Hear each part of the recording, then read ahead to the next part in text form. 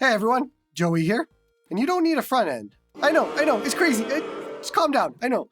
How can you post a picture on Reddit if you don't have a front end to show off? But it's true, you don't need a front end, and I would argue that it's hampering your ability to do what you bought that handheld for, playing games.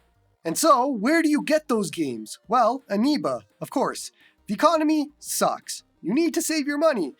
So why not save your money while buying games? They've got PC and console games, gift cards, and a whole bunch more, all for really low prices. I know I like saving money on things. You should too. Check out Eneba in the description. So, you have likely seen my setup guides over the years, and typically I show off how to set up Daigisho as a front end, although I do like Beacon as another option.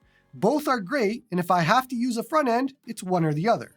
I do this because in those videos, people want to use a front end, so I have to show you how to use a front end. There are people that won't even use my setup guides because I use a different front end than the one that they want. It's a whole big thing, the whole front end thing. But when it comes to my actual devices, my Android devices, I don't use a front end. And I'm sort of picking on Android here, mostly because Linux devices have most of this all built in. Well, some of them do at least. This is my AYN Odin 2 portal. As you're going to notice, there is no front end here. Just a big, beautiful background for my favorite game of the year, Expedition 33, and then the app drawer icon for me to head in and open the emulator or app that I want. That's it. I am actually using an app called Nova Launcher to do all of this, because I just wanted a clear home screen with a nice picture and the ability to get to my apps easily. And if you wanted to copy this, it couldn't be easier. I'll even give you my layout backup in the description of the video. All you have to do is install Nova Launcher, choose Restore Backup, pick the backup and click OK. Head over to Android settings, apps, default apps, home app, and then choose Nova Launcher as your home app. You're done. 2 minutes max and you're set up. This is a bit off topic, but I think my absolute favorite launcher would be exactly this, but instead of the app drawer icon at the bottom, just a horizontal black bar that you can navigate with a controller that looks just like Daigisho's, and if you click any of the systems, it just opens the emulator.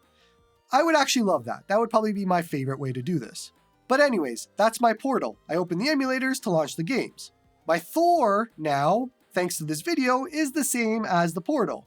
I followed the same steps that I just shared with you earlier, and it is nice and easy, looks great, and off I go to play some games. Now you might be wondering, why do I do this? Why don't I use the front end? And I'm going to tell you right now. I weigh all of my time against playing games. I could go and do this for an hour, or I could just go play a game for an hour. I could go and set up a front end for however many hours, or I could just go play a video game. That's kind of how I look at things. When I'm setting up a device, especially in somebody in my position, I get a lot of devices. So there isn't a scenario, or there might not be a scenario, where a device sticks with me for a long time. Although, in the case of a portal, it stuck with me for a very long time. But even over the 10-month period that I've had, there's never been a point where I'm like, you know what? I want to spend the next hour setting up a front end. Instead, I just want to go play a game. That's kind of where I'm at. Because to me, one of the biggest negatives to a front end is just choice paralysis. That's all it does. You have all of these games. In a lot of cases, for a lot of you, thousands of games. I don't know how you live like that, but you do, and that's fine. But for somebody like me, who just wants to play games, and I don't want to have that choice paralysis, having no front end at all allows me to just boot up an emulator, boot right into the game I was playing, and I don't have to worry about any of that. It forces you to play your games instead of staring at them in a digital list. And that's what I like about it. Let me show you some examples of how I use it. RetroArch's front end aspect of it sucks. It does. I love RetroArch, and I can work my way around it, but using it as a front end, it sucks. So I did what any lazy human being would do, and I made it easy. You head to load content, you find your game, and you boot it to play it. From then on, it is a simple D-pad right over to the history tab, and you just keep launching it from here, at least until you beat the game. So you can kind of see that not having a front end doesn't mean that things are harder to get to or harder to launch. Same amount of clicks in this scenario than what you'd have as a front end.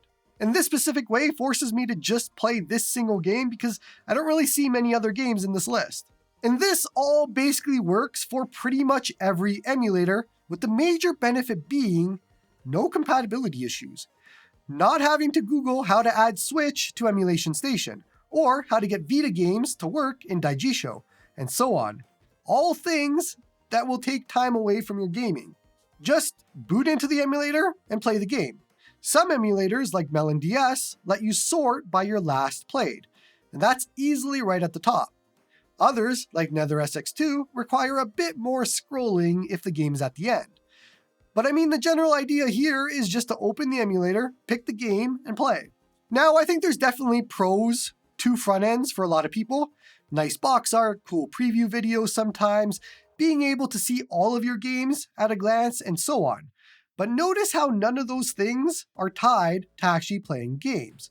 They're distractions that are meant to make everything look pretty, and given the state of the hobby, where there is so many memes about buying more and more handhelds that people just aren't playing, it's kind of taking you away from the actual gaming part. I think it's time to cut out the extra parts that get you away from games. But I think more to the point, what's kind of taking me away from front ends on Android is the state of them. And I don't think it is a controversial opinion to say that the state of front ends on Android right now is a little bit rough. We have Daijisho, which I find to be the best at just working right out of the box. It's the best at that. But it hasn't been updated in a very long time, and it is missing a lot of awesome features that front ends like Emulation Station has. Emulation Station requires the most work out of any of them, and small little things can really complicate it, like adding Switch, M3U files with DuckStation, folder names having to be a certain way, and all of that sort of thing. Beacon is absolutely awesome, and it is kind of a cross between Daijisho and Emulation Station, but it has its own share of issues as well. There is, of course, more front ends, and a lot more coming, some with some very overly ambitious goals, and I don't know if any of them are really going to hit the right note for what I personally want a front end to be. So I guess the point of this video, which I'm not sure actually has a point, it was just kind of a talking point that I wanted to make into a video, is that before you go in and spend however long setting up whatever front end, scraping all of that artwork, fixing all of that artwork, trying to get Switch to add into it, trying to get whatever emulator to play nice with it, trying to do all of these things, maybe instead of spending all of that time, you just boot up the emulator and you play the game. Time is valuable. I'm an adult. According to YouTube demographics and all of that, a lot of you are adults.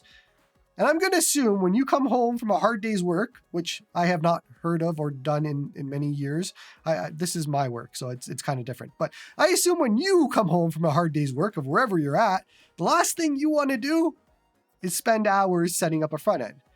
I'm going to assume you probably just want to sit down and play some games. So when you're weighing the benefits of a front end versus a no front end, maybe it's time to convert to a no front end life. Do you want to play Super Mario World? Or do you want to play Super Mario World, the box art edition? Does that work? I don't know. Do I have a point for this video?